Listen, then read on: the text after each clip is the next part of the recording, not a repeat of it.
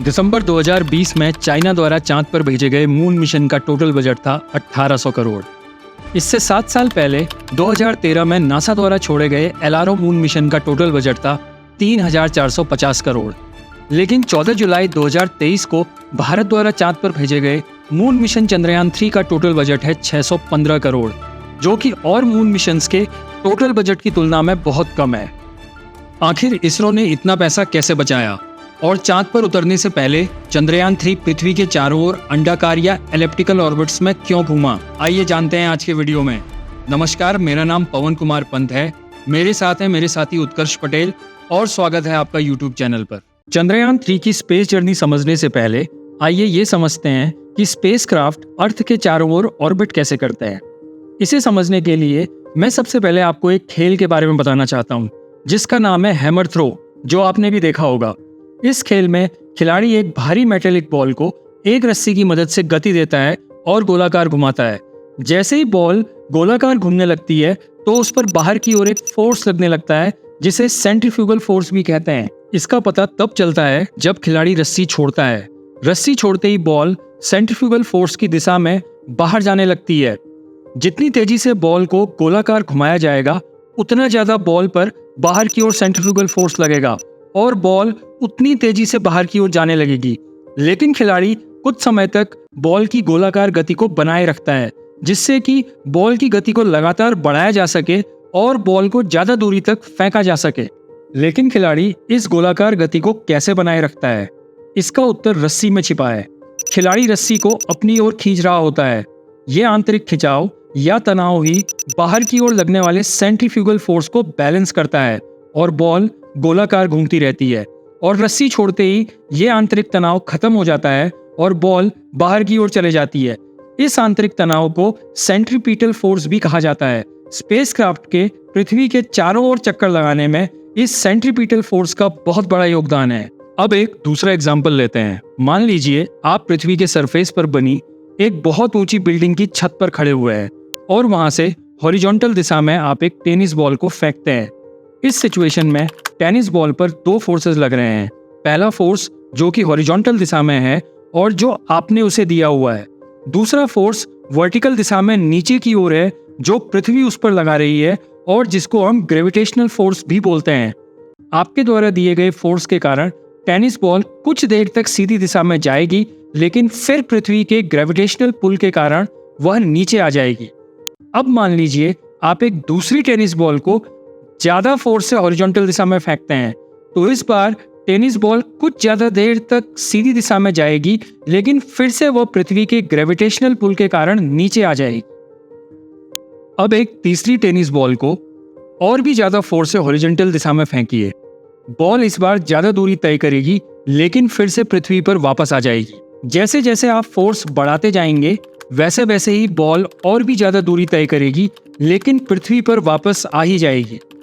Force बढ़ाते बढ़ाते एक समय पर बॉल को एक ऐसी गति मिलेगी जिसके कारण बॉल अर्थ सरफेस के पैरेलल घूमने लगेगी और पृथ्वी पर वापस नहीं आएगी। आपको हैमर थ्रो वाले गेम के एग्जाम्पल से पता है कि अगर बॉल को पृथ्वी के चारों ओर गोलाकार कक्षा में घूमना है तो बॉल को अंदर की ओर एक सेंट्रीपिटल फोर्स की जरूरत पड़ेगी और यहाँ पर पृथ्वी द्वारा बॉल पर लगाया गया ग्रेविटेशनल फोर्स ही सेंट्रीपिटल फोर्स का काम करेगा। हैमर थ्रो के गेम में जैसे खिलाड़ी रस्सी की सहायता से मेटेलिक बॉल से जुड़ा हुआ है, वैसे ही पृथ्वी ग्रेविटेशनल फोर्स की सहायता से घूमती हुई टेनिस बॉल से हमेशा जुड़ी हुई है। इसका मतलब अगर हम टेनिस बॉल को पृथ्वी के वातावरण से ऊपर ले जाकर सिर्फ एक बार एक फिक्स अमाउंट की गति या एनर्जी देते हैं तो वह पृथ्वी के चारों ओर गोलाकार कक्षा में हमेशा घूमती रहेगी।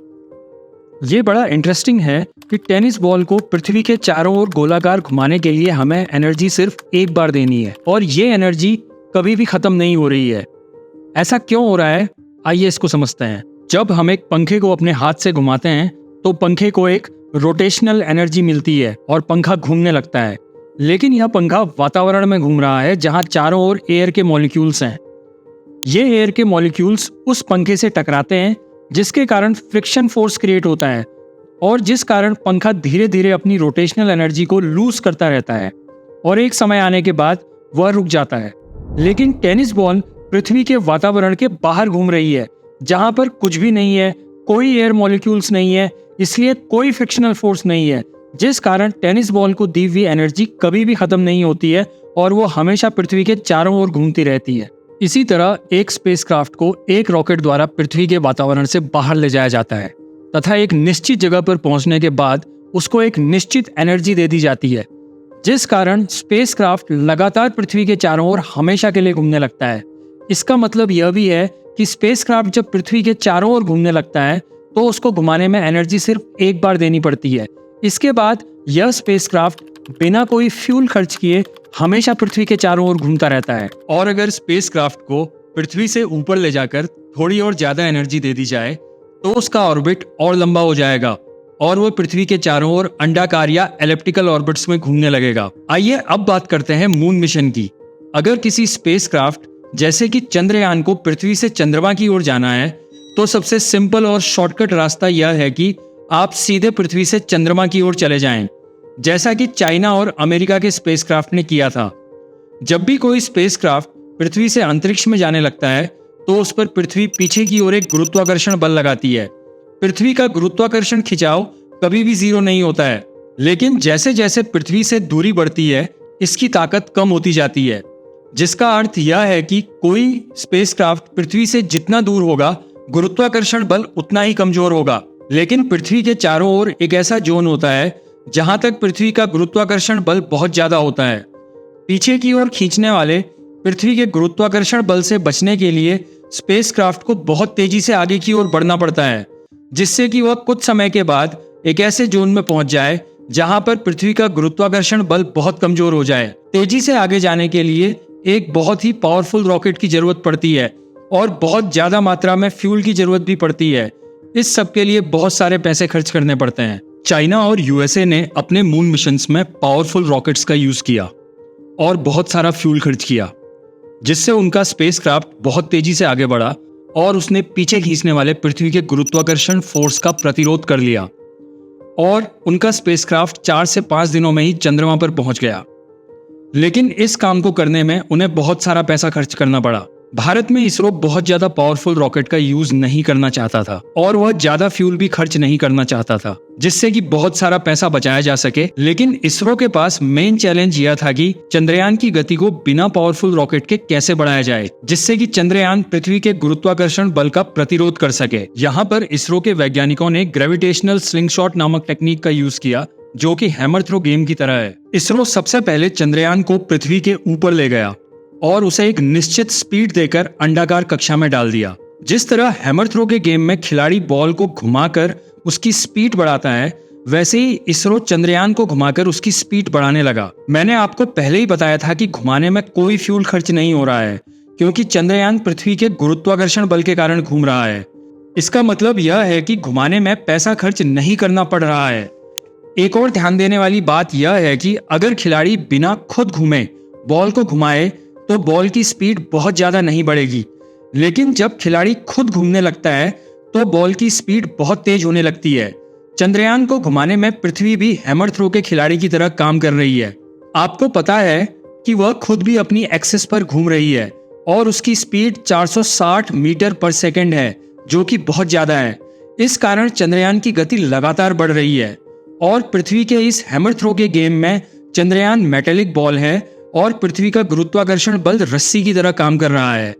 पहला चक्कर लगाने के बाद जब चंद्रयान पृथ्वी के सबसे नजदीक आता है तो चंद्रयान का प्रोपल्शन सिस्टम उसकी स्पीड थोड़ी और बढ़ा देता है, जिससे कि वह दूसरी अंडाकार कक्षा में चला जाता है।